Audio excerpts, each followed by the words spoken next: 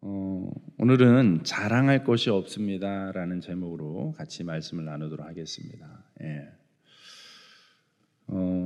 비슷한 우리말 중에 비슷한 단어가 있어요. 자존감과 자존심이라는 단어가 있습니다. 단어는 되게 비슷한데 그 의미는 또 많이 다른 것을 보게 됩니다. 여러분, 자존심과 자존감의 차이는 어떻게 구분을 할 수 있을까요?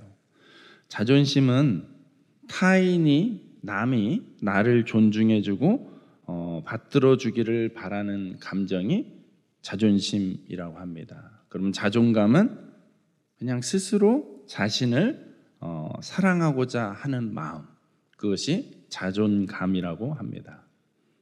여러분은 자존심이 높습니까? 자존감이 높습니까? 네. 이렇게 대답할 줄 몰랐어요. 난 속으로 대답할 줄 알고. 그렇군요. 역시 대답하신 분들은 자존감이 높으신 것 같아요. 자존심은 남에게 굽히지 않고 스스로의 가치와 품위를 지키려는 그런 마음이 자존심이라고 하고, 자존감은 자신을 존중하고 스스로를 사랑하는 마음이라고 이렇게 또 표현을 하기도 합니다. 어떤 언론을 보니까 한국 사람의 특징을 이걸로 표현하더라고요. 한국 사람은 자존심이 높습니까? 자존감이 높습니까? 네, 그런 것 같아요. 한국 사람은 자존심은 강한데 자존감은 낮은 민족으로 이렇게 평가를 하고 있더라고요. 저는 이 평가에 개인적으로 동의하고 싶지 않습니다. 왜냐하면 제 생각에 한국 사람들은요, 자존감이 낮고 자존심도 낮은 것 같아요. 이해되셨어요? 자존감이 낮고 자존심도 높지 않아요. 제가 경험한 몇몇 이제 외국 민족 중에 제 경험으로는 터키 사람들이 자존심이 굉장히 셉니다. 그 사람들에 비하면 우리는 정말 성격도 너무 부드럽고 그냥 온순한 사람들이에요. 터키는 우리가 이제 국사 시간에 배웠던 이방 민족 중에 돌골족이 오늘날의 터키 민족입니다. 투르크족이 우리식으로 하면은 돌골 이렇게 되는 것이죠. 원래 돌골족이 어디 살았냐면 북방에 살았어요. 북방 민족이었는데 어쩌다가 싸움을 잘하다 보니까 계속 싸우면서 막 승승장구하다 보니까 저기 멀리까지 가서 거기서 넓은 땅을 차지한 거예요. 그래서 큰 나라가 된 거죠. 그래서 그게 제국까지, 대제국 오스만 투르크라는 제국까지 이제 이루게 되었던 것이죠. 그래서 그들의 역사 속에서는 대제국을 한때 거의 세계 중심부를 다 호령했던 민족이니까 그 어떤 그 자긍심이 있는 거죠. 그래서 그것이 자존심으로 굉장히 자존심이 강한 민족입니다. 반면에 우리나라의 역사는 어떻습니까? 우리나라는 한편으로는 되게 자랑으로 배웠는데 지금 생각하면 약간 좀 씁쓸하기도 해요. 우리나라는 다른 나라를 침범해 본 적이 없다, 뭐 이렇게. 그래서 대신에 우리는 외침을 한 937번을 받았다, 뭐 이렇게 이걸 자랑 삼아서 이제 배웠는데 지금 생각해 보면 굉장히 슬픈 역사이기도 합니다. 그래서 우리나라는 뭐 자존심이 센 것 같지만 자존심이 그렇게 세지 않는 것을 제가 좀 느꼈던 것 같아요. 터키 사람들은요, 자존심이 세니까, 자존심 센 사람들의 특징이 뭡니까? 절대로 미안하다는 말 안 합니다. 미안하다는 말 안 하고 뭘 모른다는 말을 안 해요. 그래서 어디 갈 때 길을 물어보잖아요. 물어보는 사람마다 다 대답을 해줘요. 근데 놀랍게도 대답이 다 달라요. 근데 너무나 확신에 차서 대답을 해주니까는 오히려 안 물어보는 게 낫겠다 싶을 정도로 막 이렇게 자존심이 세서 그래요. 왜 모르면 모른다고 얘기하면 되는데 안 그래요. 자존심이 세기 때문에 그런 말 안 합니다. 또 남의 말 잘 들으려고 하지 않아요. 그래서 제가 터키 교회 가서 깜짝 놀랐던 것 중에 하나가, 어떤 분이 이제 기도를 하는데요, 대표 기도를 한 30분을 합니다. 30분을 대표 기도. 우리는 이 예배도 아니에요. 이거는 거기는 설교만 오리지널 1시간 반 이 정도만 하고 그래요. 그래서 저는 그분이 되게 신앙이 오래된 줄 알았어요. 근데 나중에 듣고 보니까 교회 나온 지 이제 한 달도 안 됐대요. 근데 워낙에 말하는 걸 좋아하는 민족이니까는 우리처럼 마이크 갖다 주면 뭐 빼고 이런 거 없습니다. 거기는 뭐 새가족이든 뭐든 마이크 주면 설교도 할 판이에요. 그분들은. 예. 그 정도로 아주 민족적인 이 특징들이 참 남다르다는 것을 좀 느꼈던 것 같아요. 그런데 그런 터키 사람들을 훨씬 뛰어넘는 고집불통이 유대인이라고 그렇게 표현을 하기도 합니다. 그래서 우리 지난주에 이스라엘 선교사님이 오셔서 또 귀한 시간 가졌었는데 이야기 들어보면요, 이스라엘 선교사님들은요 생각보다 훨씬 많이 고생을 합니다. 이스라엘이 외적으로는 뭐 문화적으로 뛰어나고 물질적으로 좀 더 부유한 것 같지만 사람은 전혀 그렇지 않은 것 같아요. 굉장한 인종차별이 있다고 합니다. 특히 아시안 계열이나 뭐 이런 사람들은 아예 뭐 상종을 안 하려고 하는 굉장히 자존심이 센 민족이에요. 여러분, 자존심이 세다는 것은 한편으로는 열등감도 많다는 거예요. 왜 그런지 아세요? 자존심, 열등감, 이거의 공통점이 무엇이냐면 자꾸 사람과 비교를 합니다. 사람과 비교를 하고 사람과 경쟁을 하면서 비롯되는 그런 마음들이에요. 지금 이 로마서의 어떤 배경들을 제가 이제 로마서 시작하면서 설명을 드린 적이 있어요. 로마 교회 안에는 유대인 출신이지만 예수님을 영접한, 오늘날로 이야기하면 메시아닉주 이렇게 부르거든요. 근데 어쨌든 유대인 출신의 유대인 크리스찬이 있었고, 또 반면에 그냥 유대인이 아닌, 혈통적으로 유대인이 아닌 이방인 출신의 예수님을 영접한 이방인 크리스찬들이 있었던 거예요. 평소에는 잘 지냈지만 유대인들이 잠시 로마를 떠나야 되는 추방령을 당해서 떠났다가 다시 돌아와 보니 그 사이에 이제 이방인 크리스찬들이 이 교회를 유지해야 되는 상황 속에서 뭔가 성경적 배경에 대한 것들은 많이 부족했던 상황이었죠. 그렇기 때문에 자기들이 임의로 뭔가 성경을 해석하고 했던 부분이 좀 전통적인 방식과 안 맞는 부분들이 꽤 있었던 것 같아요. 그렇기 때문에 그것으로부터 이제 갈등이 시작이 되면서 이제 막 서로를, 나중에는 관계가 나빠지고 막 서로를 공격하는 이런 안타까운 모습들이 들려지니까 바울이 그 로마의 성도들에게 이 편지를 쓴 게 바로 로마서예요. 그래서 이제 이방인 측면에서도 이야기를 해주고 유대인 측면에서도 이야기를 해주면서 이 로마서의 말씀을 풀어가고 있는 것입니다. 여러분, 오늘 4장 말씀을 우리가 보는 건데 4장 말씀에 보면은 유대인이 왜 이렇게 자존심이 센가라는 부분에 대해서 좀 언급을 하고 있습니다. 특별히 그들이 자존심으로 내세울 때 결코 빼놓지 않는 인물 가운데 하나가 아브라함입니다. 아브라함은 자기들의 정체성이고 뿌리예요. 그래서 그 아브라함에 대해서 4장 1절, 2절에 이렇게 소개를 하고 있습니다. 그런즉 육신으로 우리 조상인 아브라함이 무엇을 얻었다 하리요? 만일 아브라함이 행위로서 의롭다 하심을 받았으면 자랑할 것이 있으려니와 하나님 앞에서는 없느니라. 아멘. 자, 육신으로 우리 조상인 아브라함. 우리라는 것은 이제 바울도 유대인 계열이기 때문에 그렇죠. 유대인은 아브라함의 후손들이라고 생각했습니다. 그거를 굉장한 프라이드로 여겼어요. 자기들 자랑으로 여겼어요.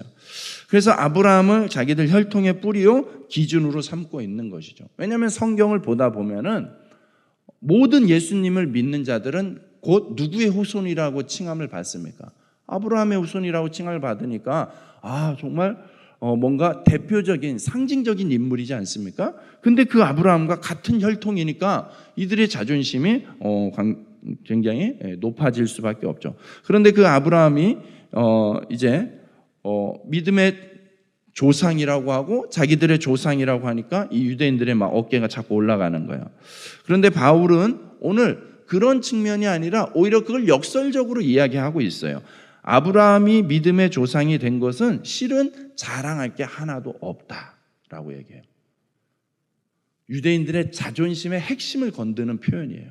네. 유대인들은 아브라함 앞에서는 깜빡 죽거든요. 그런 아브라함을 지금 바울은 뭐라고 얘기하냐면 아브라함 실은 자랑할 게 하나도 없는 사람이다 라고 이야기해요.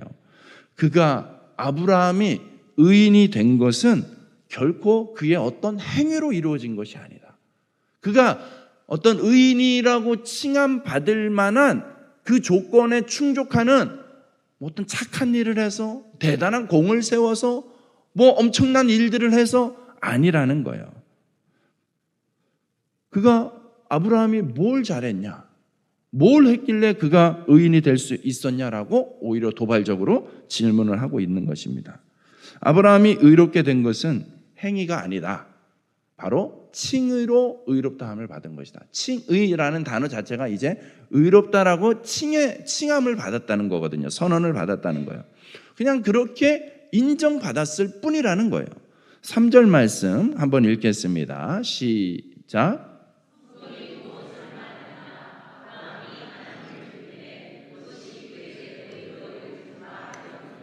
아멘. 아브라함이 하나님을 믿음에 그것이 그에게 의로 여겨진 바 되었느니라. 아브라함의 믿음을 논함에 있어서 그 배경이 되는 사건이 있습니다. 이전에 아브라함에게 조카가 있었어요. 조카 롯이 있었죠.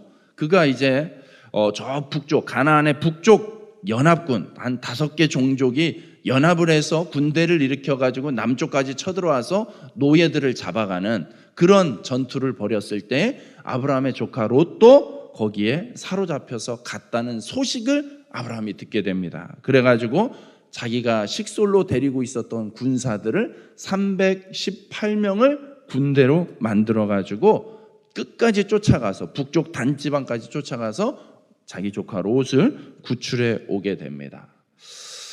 아브라함이 이렇게 소기의 목적을 달성하고 돌아오는 길이었지만은 여전히 그 위험 요소가 남아 있는 상황이었어요. 왜냐하면 아브라함도 아직은 이 가나안 땅에서 그냥 흘러 들어온 이방인에 불과하거든요. 가나안 원주민들이 자리를 잡고 있었기 때문에 아브라함도 실은 그 세가 그렇게 탄탄한 세가 아니었습니다.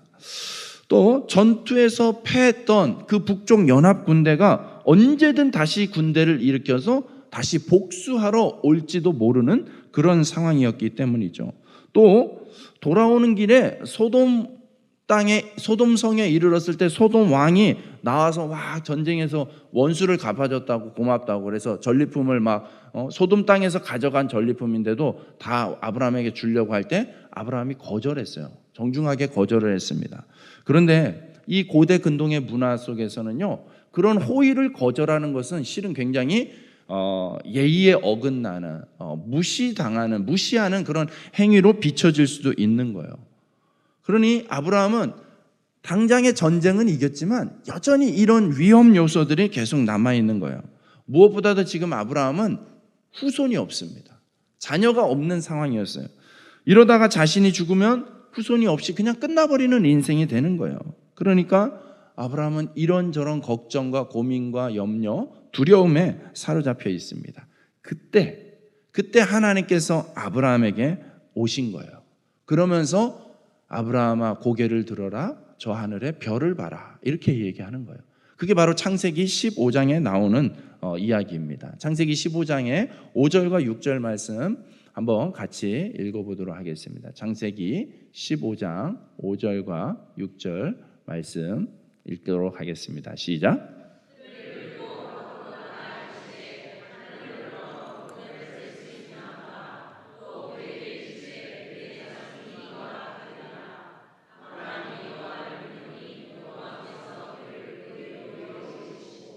아멘. 여러분 한번 생각해 보세요. 막 이렇게 상황적으로 굉장히 심란하고 막 복잡하고 이런 상황 속에 뜬금없이 하나님이 딱 찾아오셨어요. 그리고 오밤중에 잠자야 되는데 데리고 나가요. 마당으로 데리고 나가서 저 하늘을 봐라, 저 별들을 봐라, 참 많지? 별 하나 세볼까? 별 하나, 나 하나, 너 하나, 나 하나. 분위기 딱 잡는 거죠, 하나님이. 그러면서 이 별들이 다 너의 후손이 될 거야, 이렇게 이야기를 해주는 거예요. 감동적으로 들리세요? 감동적으로 들리면 정말 여러분들은 아브라함급의 믿음인 거죠. 저는 이 말씀을 좀 더 현실적인 느낌으로 읽어보면서 지금 뭐 하자는 거지?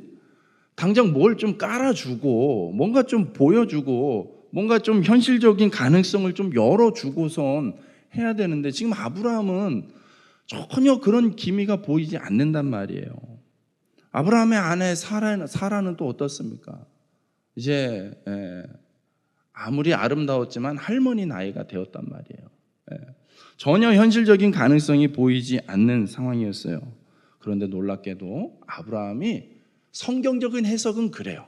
우리가 창세기를 볼 때에는 조금 그렇지 못했던 면도 보이지만 총체적인 성경의 평가는, 아브라함에 대한 평가는 이때 아브라함이 믿음으로 반응했다라고 해요. 그 하나님의 말씀밖에 없잖아요. 그냥 말밖에 없는 거예요. 근데 그 말씀을 믿음으로 받았다는 거예요. 하나님은 약속을 지키시는 분, 이렇게 믿음으로 받았던 거예요. 그런 모습을 하나님께서 의롭다라고 여겨 주셨다는 거예요. 아브라함이 훌륭한 면도 있지만 절대로 그가 어떤 그럴 만한 조건이 되기 때문에 그 말 한마디 믿었다고 해서 야, 넌 이제 의로운 사람이야, 이거 뭔가 그렇게 우리가 쉽게 납득이 되지 않는 부분이 있죠. 그런데 아브라함의 그 결정적인 계기는 오직 하나님이 반드시 그의 약속을 성취하시리라는 언약을 믿었다는 것이라고 이야기를 하고 있습니다. 4절과 5절을 한 번 더 읽도록 합니다. 오늘 본문의 4절 5절입니다. 일하는 자에게는 그 삭시 은혜로 여겨지지 아니하고 보수로 여겨지거니와 이를 아니할지라도 경건하지 아니한 자를 의롭다 하시는 이를 믿는 자에게는 그의 믿음을 의로 여기시나니. 아멘.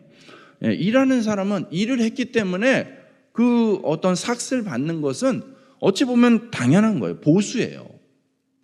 근데 아브라함이 의롭다 받았다는 것은 그런 조건이 될 수가 없다는 거예요. 그가 무엇을 했든 간에 그것은 그가 받았던 의롭다라고 여김을 받는 것에 충분한 조건이 될 수가 없다라는 거예요. 그래서 여기서 표현하죠. 여기서 의로 여겨진 바 되었다라고 표현합니다. 여겨진 바 되었다라는 것은 헬라어로 로기조마이라는 그 원어를 쓰고 있어요. 이 로기조마이라는 이 헬라어는요, 고대 헬라 사회에서 전문적인 회계 용어로, 그러니까 장사 용어로 쓰이던 용어예요. 이것을 영어로 표현하자면 크레딧이라는 단어로 좀 쓸 수가 있을 것 같아요.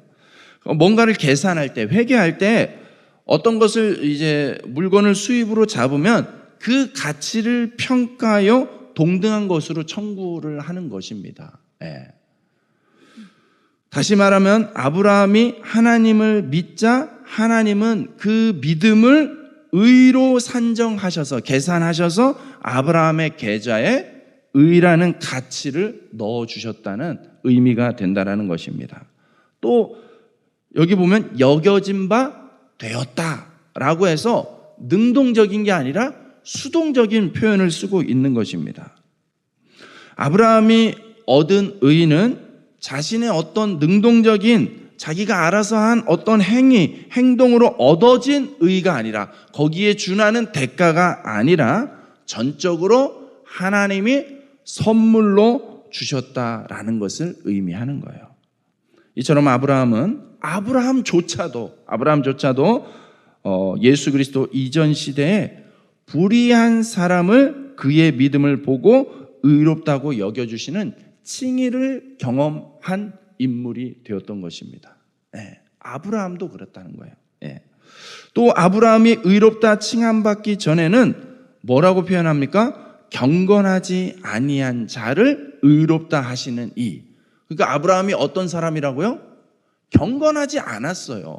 아브라함 결코 거룩하거나 경건하거나 그런 사람 아니었다라는 거예요.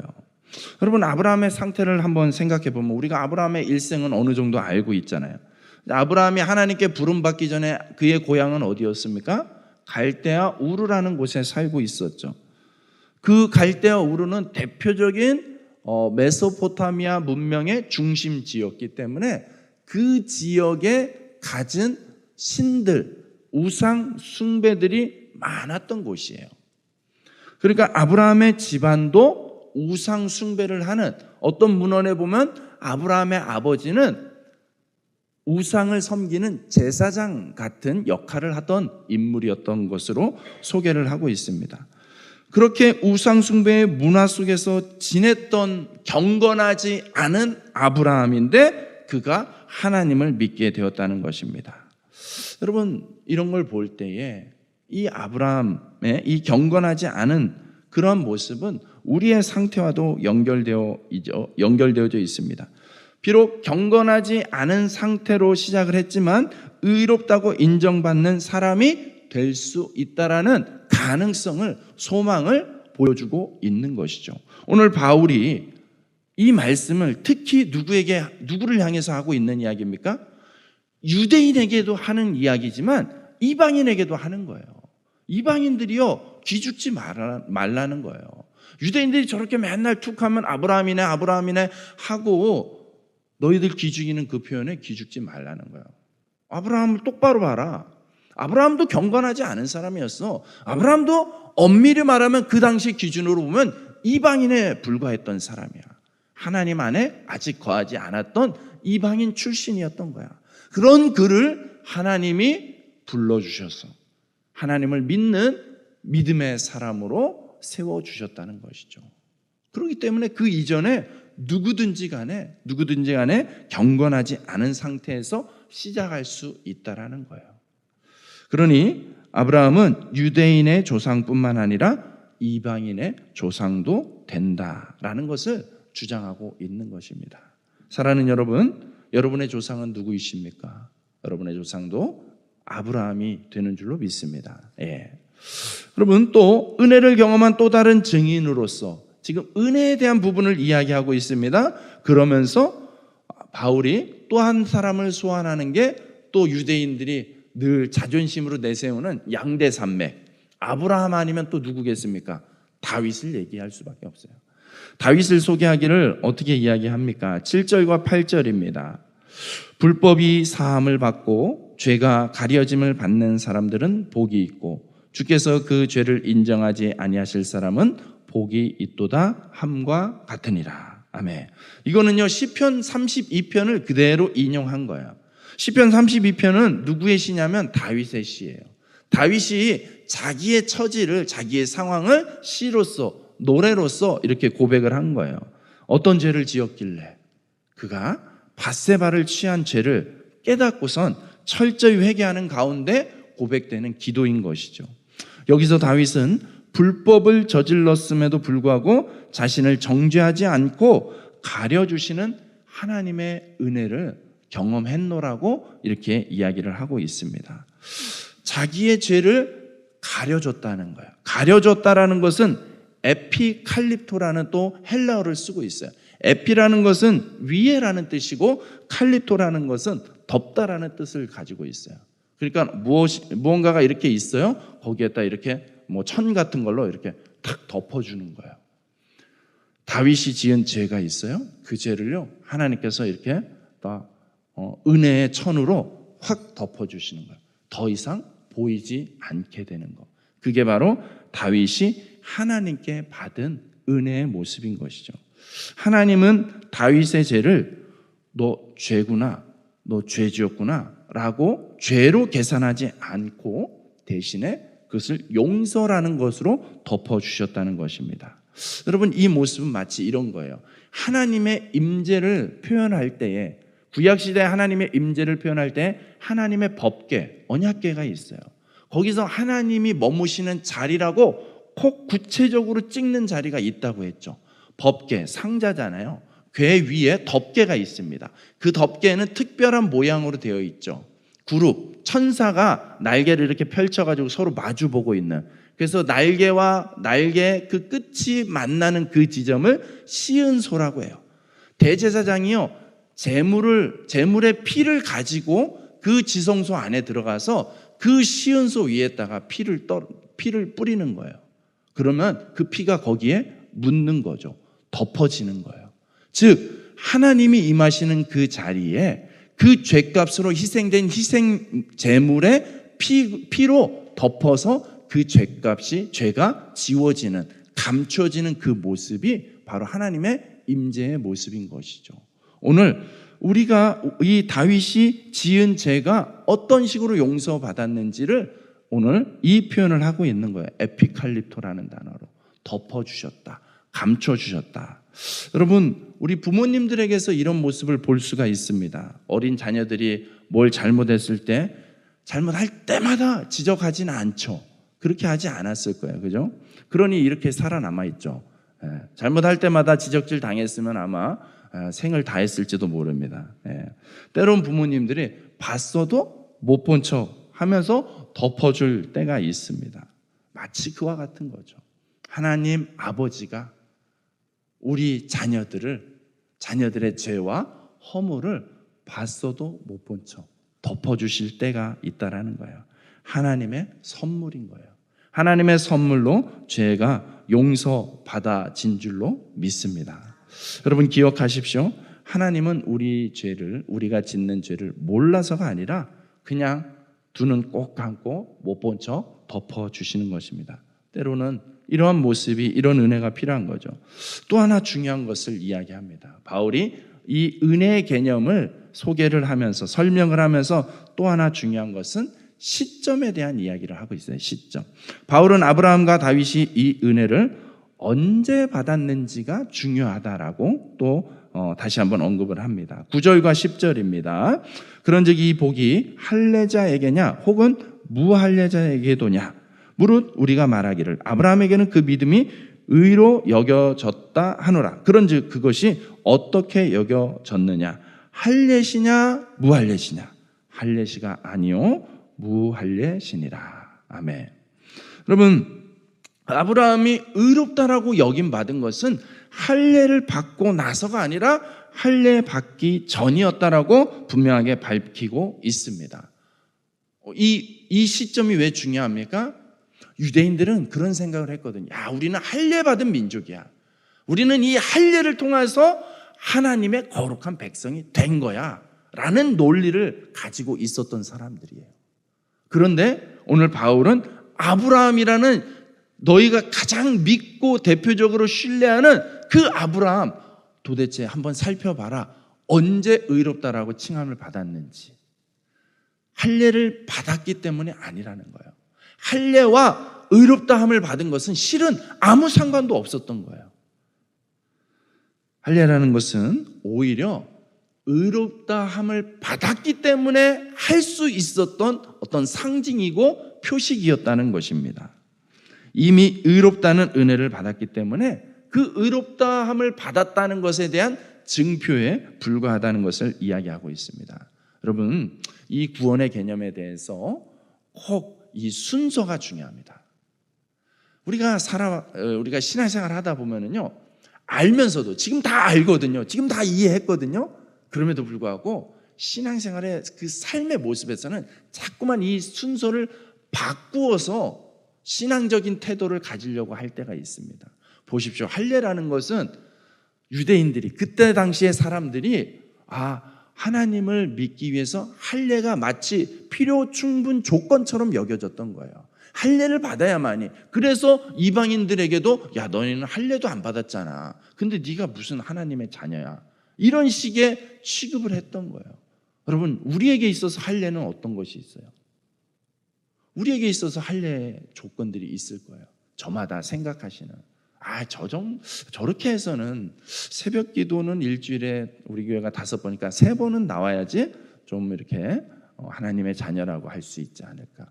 금요 기도는 한 달에 그래도 2번은 나와야지 좀 믿는다고 할 수 있지 않을까.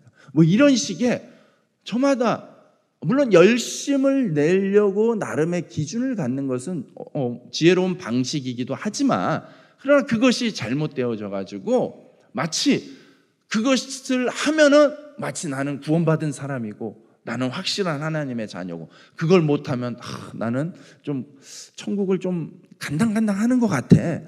내가 상태 좋을 때 가야 되는데 지금 가면 나는 아직은 좀 부족한 것 같아. 이런 식의 그래서 두려워하고 불안해하고 그런 식의 신앙생활을 할 때가 있지 않냐라는 것이죠. 여러분, 이 순서가 바뀌면 안 되는 것이죠. 할례를 받아서 의로운 것이 아니라 의롭게 되어서 할례를 받은 것입니다. 우리가 열심히 하는 거, 우리가 예배를 정말 열심히 드리고 이렇게 하는 것은 여러분, 구원받기 위해서가 아니라 이미 구원받았기 때문에, 이미 하나님이 우리를 자녀 삼아 주셨기 때문에 우리가 할 수 있는 특권인 것이죠. 그러니 아브라함은 유대인만의 조상이 아니라 모든 믿는 자들의 조상이 되었습니다. 여러분, 믿음의 1세대가 참 귀하다는 것을 다시 한번 이 아브라함의 일생을 보면서 생각하게 됩니다. 여러분 중에 혹시 가정에 내가 믿음의 1세대입니다. 우리 가정에서 내가 처음으로 예수를 믿습니다. 이런 분들은 정말 아브라함과 동급이라고 생각하시기 바랍니다. 얼마나 귀합니까? 아브라함도요, 그 집안에 예수 믿는 하나님 믿는 사람이 없었습니다. 그러니 아브라함이 믿기 시작할 때 얼마나 많은 대가 지불이 있었겠습니까? 그가 고향을 떠날 수밖에 없었잖아요. 고향을 떠나서 낯선 땅에 와가지고 정착할 수밖에 없었어요. 늘 삶의 모든 상황, 사건들이 불안의 연속일 수밖에 없습니다. 늘 위태위태하죠. 언제 대가 끊길지 모르는 그 상황 속에서 하나님을 믿는 믿음으로 한 걸음 한 걸음 내디뎠던 거예요. 그러니 믿음 생활을 혼자 하다 보면 때로는 외롭고 지칠 때가 있기 마련입니다. 여러분, 그럴 때 이 아브라함을 기억할 수 있기를 축복합니다. 아브라함도 하나님을 믿으면서 비슷한 어려움을 겪고 나서 수많은 어려움, 수많은 시험, 수많은 연단을 겪고 나서 비로소 믿음의 조상이 되었다는 것입니다. 1세대인 여러분이 훗날 여러분 가문의 믿음의 조상이 되는 축복이 있을 줄로 믿습니다. 믿음의 사람은요, 소망이 보이지 않는다고 해서 낙심하는 사람이 아니라는 것을 봅니다. 아브라함은 도무지 이 후손을 볼 소망이 없는, 현실적으로는 완전히 길이 없는 끊어진 상태였습니다. 100세가 가까웠죠. 아내 사례는 이제 이미 태가 다쳤다고 하죠. 하나님의 약속, 그 말씀하신 지는 벌써 세월이 지나서 25년이나 지났어요. 그때도 늦었는데 25년이나 지났으니 여러분, 현실적으로 그 25년 동안 아무런 조짐이 없었던 것입니다. 아무것도 바랄 수 없는 절망적인 상황이었죠. 그러나 아브라함은 자기의 그 무력함에, 이 절망적인 상황에 집중하기보다는 끝까지 하나님의 약속을 더욱 신뢰했다라고 오늘 사도 바울은 그렇게 증언하고 있습니다. 19절 20절 말씀 우리 한번 같이 읽도록 하겠습니다. 19절 20절 말씀입니다. 시작.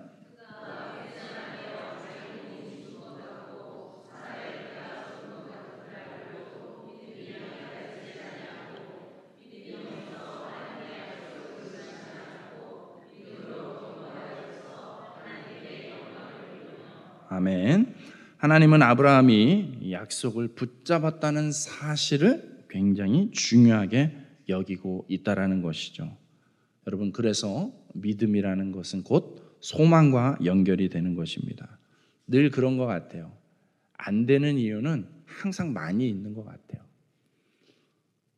바쁘고 힘든 세상 속에서, 직장에서 믿음의 생활 하기 쉬운 것보다 어려운 이유가 훨씬 많습니다.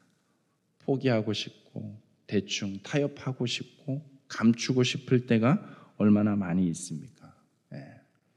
그런데 여러분, 이 아브라함을 통해서 우리에게 말씀하시는 것은 그 가운데서도 되는 이유를 찾으라는 거예요. 그래서 놀라운 역사는 그 희박해 보이는 작은 소망을 통해서 이루어진다라고 이야기하고 있습니다. 다 아닌 것 같고 아닌 이유 투성이인 것 같지만 여러분, 오늘 이 밤에 기도할 때에 하나님께서 작은 서광의 빛을 비추어 주실 줄로 믿습니다. 작아 보여도요, 여러분 무시하지 말고 그 빛을 따라 걸을 수 있기를 주님의 이름으로 축복합니다. 그렇게 포기하지 않고 그렇게 하나님 의지하여서 걷는다면 나의 힘이 되신 여호와여 약속해 주셨잖아요. 그 하나님께서 반드시 여러분에게 힘이 되어줄 줄로 믿습니다. 그래서 어떻게든 여러분을 넘어뜨리려고 하는 이 세상의 유혹과 위협과 공격으로부터 반드시 여러분들이 승리하게 될 줄로 믿습니다. 여러분, 지금 유대인들의 착각은 자기들의 어떤 율법적인 행위가 의롭게 만들어준다고 생각하는 것입니다.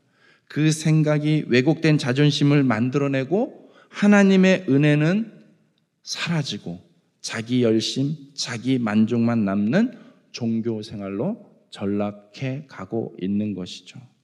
여러분, 우리 또한 마찬가지지 않습니까? 유대인이 아님에도 불구하고 우리도 신앙생활 좀 하다 보면 이런 착각에 빠질 때가 있습니다. 어떤 조건을 붙이려고 하죠. 열심이라는 행위, 교회 좀 다녔다는 신분을 기준으로 삼아서 누군가를 혹시라도 무시하거나 얕잡아보는 그런 실수를, 그런 잘못을 범할 때가 있습니다. 저는 목회 현장에서 많은 성도들을 만나지 않습니까? 한 번씩 이런 류의 성도들을 만날 때가 있습니다. 이상한 자존심이 생겨가지고 좀처럼 굽히거나 연약함을 인정하지 않으려고 합니다. 그래서 그분들은 늘 하는 표현 가운데 하나가 제 생각에는 말입니다. 제 경험엔 말입니다. 늘 이 단서를 붙여요. 자기 경험이 자기는 항상 옳다는 식으로 태도를 취할 때가 있습니다. 제가 구미에서는 아직 못 만났습니다. 저 위쪽내 얘기입니다. 네. 근데 저도 그럴 때가 있어요. 저도 그럴 때가 있습니다. 그렇죠. 우리가 의식하고 깨어 있지 않으면 나도 모르게 자꾸 그런 습성에 젖어들기 마련입니다. 사랑하는 여러분, 오늘 이 모습을 통해서 로마서 4장 말씀을 통해서 사도 바울은 사랑하는 로마 교회의 성도들에게 진심으로 권면하고 있는 것이죠. 예. 성도라 하더라도 그 어려운 시기에 신앙을 지켜낸다라는 것, 붙잡았다라는 것은 얼마나 특별한 각오와 결단을 하면서 한 것입니까? 그럼에도 불구하고 그 안에 이런 참 가슴 아픈 성도들의 갈등과 분열이 있는 것을 보니 바울의 마음이, 하나님의 마음이 얼마나 아팠겠습니까? 그런 아픈 마음을 담아서 이런 부탁을 하고 있는 거예요. 이런 권면을 하고 있는 거예요. 자랑할 것은 없습니다. 우리가 신앙생활하면서 하나님 앞에서 자랑하고 내세울 것은 없다라는 것을 오늘 이 밤에 다시 한번 기억하면 좋겠습니다. 모든 것이 하나님의 은혜로 이루어졌고 선물로 우리가 받았다는 것을 조금이라도 더 생각하고 의식하며 살아간다면 여러분, 세상을 바라보고 상황을 바라보는 내 눈이, 마음이 얼마든지 달라질 수 있습니다. 내 마음과 생각이 달라지면요, 세상이 변하는 거예요. 똑같이 보여지는 환경인 거, 조건인 것 같아도요, 그것을 바라보고 해석하는 내 마음과 생각이 달라지면 정말 세상이 뒤집어지는 것이죠. 사랑하는 여러분이 그런 경험하기를, 그렇게 믿음 안에서 승리할 수 있기를 주님의 이름으로 축복합니다. 우리 25절 말씀 마지막 절 한번 같이 읽도록 하겠습니다. 읽고 찬양하고 기도하도록 하겠습니다. 25절입니다. 시작.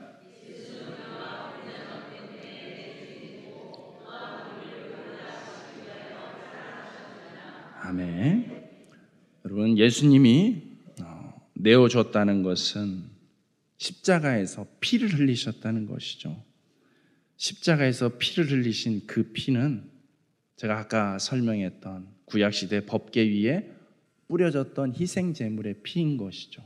그 피는 덮어버린 거예요. 죄와 허물을, 우리의 연약함을.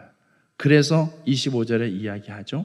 내줌이 되고 또한 우리를 의롭다 하시기 위하여 살아나셨느니라.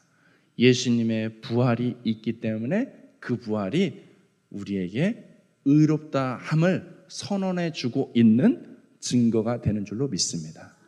기억하십시오. 예수님의 부활이 사실이라면, 진실이라면 우리는 의롭다 함을 받은 것이 분명합니다.